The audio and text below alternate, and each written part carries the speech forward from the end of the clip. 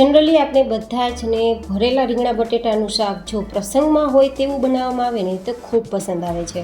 તો આજ ડિમ્પલ્સ ડિશિસમાં માત્ર 2 ચમચી જેટલા ઓછા તેલમાં લસણ ડુંગળીના ઉપયોગ વગર, ચણાના લોટ કે ચવાણુંના ઉપયોગ વગર, નવા મસાલા સાથે ઇન્સ્ટન્ટ ભર્યા વગર ભરેલા રીંગણ બટેટાનું નવી રીતે શાક તૈયાર થશે, જેની સાથે 2ની પણ 4 રોટલી ખવાઈ જશે અને જે એકવાર ખાશે ને તે આંગળા ચાટતા રહી જશે. તો રેસીપી શરૂ કરીએ.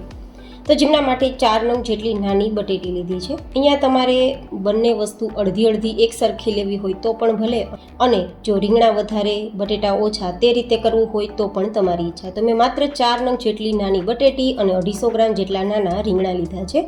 હવે આપણે રીંગણાનો ઉપરનો ડંઠળનો ભાગ હટાવી દઈશું. ઉપરથી એક કાપો અને નીચેથી પછી આડો એક કાપો, એટલે કે ઉપરથી ઊભો અને નીચેથી આડો. આ રીતે કટ લગાવી દેશું ને તો મસાલો અંદર સરસ રીતે ભરાઈ જશે.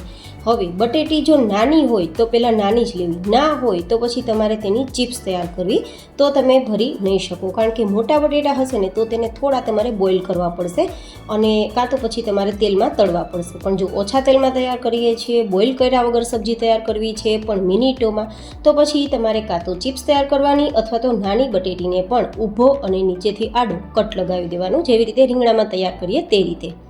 હવે રીંગણા અને બટેટાને સાઈડમાં રાખી દઈશું અને એક સ્પેશિયલ મસાલો તૈયાર કરીશું. તો મિક્સર જારમાં અડધા કપ જેટલા શેકેલા મગફળીના દાણા, જેના ફોતરા કાઢીને ઉપયોગમાં લીધા છે. તમે કાચા મગફળીના દાણાનો પણ ઉપયોગ કરી શકો છો. સાથે 1/4 કપ જેટલા આપણે તલ લેશું. જો તમારે અહીંયા કાજુનો ઉપયોગ કરવો હોય તો પણ તમે કાજુનો ઉપયોગ કરી શકો છો. હવે આનો દરદરો પાવડર તૈયાર કરી લઈશું. વધારે આપણે નથી ગ્રાઇન્ડ કરવાનું, દરદરો જ કરવાનો છે. થોડો મોટો ભૂકો હશે તો ચાલશે. તેને એક્સ્ટ્રા વાસણમાં લઈ લઈશું અને તેમાં થોડું આપણે ટોપરાનું છીણ લગભગ 1/4 કપ જેટલું ઉમેરીશું. ગાઈઝ, આ રીતે તૈયાર કરશો ને તો મસાલો ખૂબ સ્વાદિષ્ટ લાગશે અને એકદમ ગ્રેવી જેવું ઓછા તેલમાં શાક તૈયાર થશે. હવે આપણે તે જ મિક્સર જારમાં લગભગ 1 નંગ જેટલું મરચું અને 2-3 ઇંચ જેટલા આદુના ટુકડાની પેસ્ટ તૈયાર કરી લઈશું. અહીંયા તમારે લસણનો ઉપયોગ કરવો હોય તો કરી શકો છો, પણ મેં નથી કર્યો. તો આ રીતે પેસ્ટ તૈયાર થઈ ગઈ છે. તેને પણ આપણે જે તલ, ટોપરું અને માંડવીના દાણાનો ભૂકો છે ને તેમાં ઉમેરી દઈશું. સાથે થોડા લીલા ધાણા ઉમેરી દઈશું અને અડધા લીંબુનો રસ. અહીંયા તમારે લીંબુ કેટલું ઉમેરવું તે તમારી ટેસ્ટ પ્રમાણે રહેશે. સાથે 1 ચમચી જેટલી ખાંડ ઉમેરી દઈશું, ખટાશ મીઠાશ બેલેન્સ કરવા માટે, અને 1 ચમચી મેજિક મસાલા પાવડર.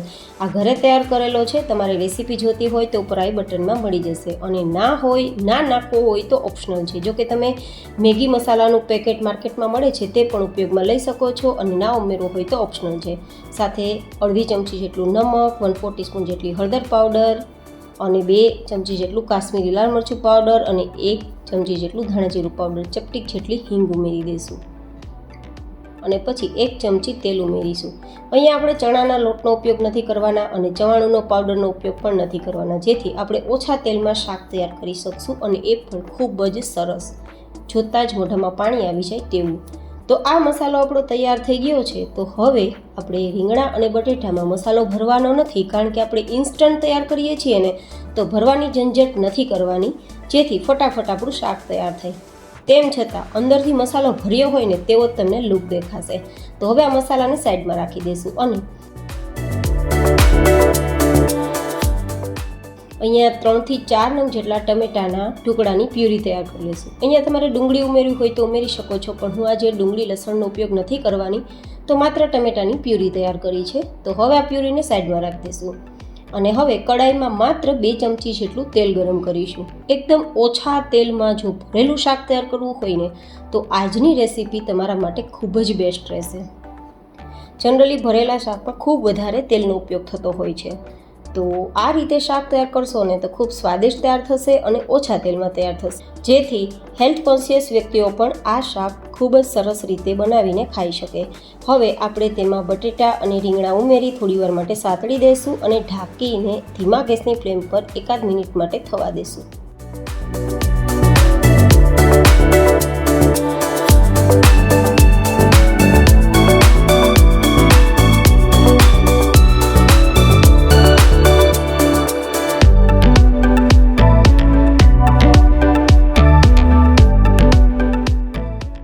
એકાદ મિનિટ પછી આપણે એકવાર ખોલી અને જોઈ લેવાનું છે.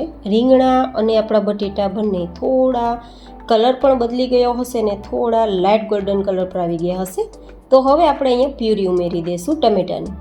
ગાઈઝ એકવાર આ રીતે ટ્રાય કરજો, તમને બનાવવામાં ખૂબ મજા આવશે. લાંબા સમય સુધી કિચનમાં ઊભું પણ નહીં રહેવું પડે, ગરમી પણ નહીં ખાવી પડે. ઓછા તેલનો ઉપયોગ છે તો હેલ્થ કોન્શિયસ લોકો પણ ખાઈ શકે અને જે ખાશે તેને ખૂબ પસંદ આવશે. હવે આપણે અહીંયા અડધી નાની ચમચી જેટલું નમક ઉમેરી દઈશું, માત્ર અહીંયા જે સબ્જી અને ગ્રેવી છે તેના ભાગનું, કારણ કે આપણે મસાલામાં ઉમેરેલું છે. સાથે કલર માટે એકાદ ચમચી જેટલું કાશ્મીરી લાલ મરચું પાવડર, જો કે ઉમેરવું ઓપ્શનલ છે પણ કલર સરસ આવશે, કારણ કે તેલની અંદર આ બધી વસ્તુઓ છે તેમાં મરચું નાખશો ને તો એકદમ લાલ ચટક કલર આવશે. હવે આ રીતે મિક્સ કરી દઈશું અને આપણી ગ્રેવીને થોડીવાર માટે ઢાંકીને કૂક કરીશું, જેથી ટમેટાનો કાચો ટેસ્ટ જતો રહે. તો ઢાંકી દઈશું, ધીમા ગેસની ફ્લેમ પર થવા દઈશું.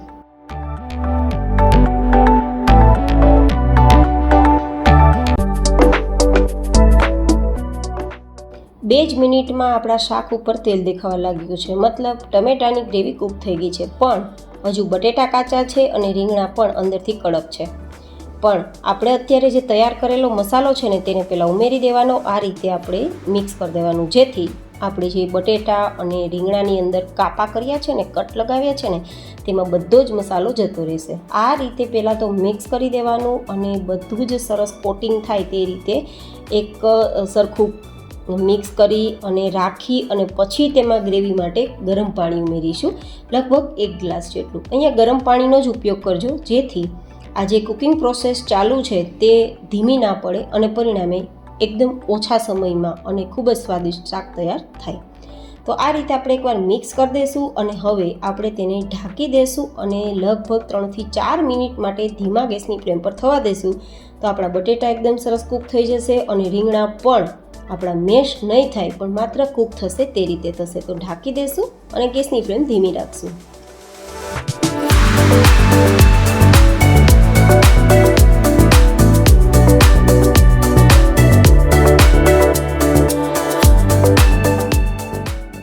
ચારેક મિનિટ પછી તમે જોઈ શકો છો કે તેલ એકદમ સરસ ઉપર દેખાવા લાગ્યું છે.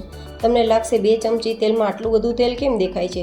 તેનું કારણ છે સિંગદાણામાં પણ તેલ હોય છે, તલમાં પણ તેલ હોય છે, ટોપરામાં પણ તેલ હોય છે. તો આ બધા જ મસાલાનું તેલ રિલીઝ થયું છે અને બસ એટલા જ માટે આપણે 2 ચમચી જેટલા ઓછા તેલમાં ભરેલું શાક આટલું સરસ બનાવી શકીએ છીએ. તો છે ને એકદમ સિક્રેટ આ રેસીપી આપણી. તો આ રીતે ધાણા સ્પ્રિંકલ કરશું, ધેન સર્વ કરીશું. ખૂબ જ સ્વાદિષ્ટ આ શાક લાગે છે. રાઈસ સાથે, પરાઠા, ભાખરી, પૂરી, રોટલા કોઈ પણ સાથે ખાશો ખૂબ મજા આવશે. ખીચડી સાથે પણ ખૂબ મજા આવશે. તો સર્વ કરી લઈએ. તો કેવું લાગ્યું તમને? એકદમ નવી રીતે નવા મસાલા સાથે ઇન્સ્ટન્ટ ભરેલા રીંગણા બટેટાનું શાક, એ પણ પ્રસંગમાં હોય તેવું. મને તમે તમારા ફીડબેક જરૂર શેર કરજો. ચેનલ પર નવા હોય તો ચેનલને સબસ્ક્રાઈબ કરજો, જેથી ફટાફટ આવા નવા વિડીયોના નોટિફિકેશન મળતા રહે. વિડીયો પસંદ આવે તો લાઈક પણ કરજો. ફરી મળીશું એક નવી જ એન્ડ હેલ્ધી રેસીપી સાથે. ત્યાં સુધી stay healthy and stay happy.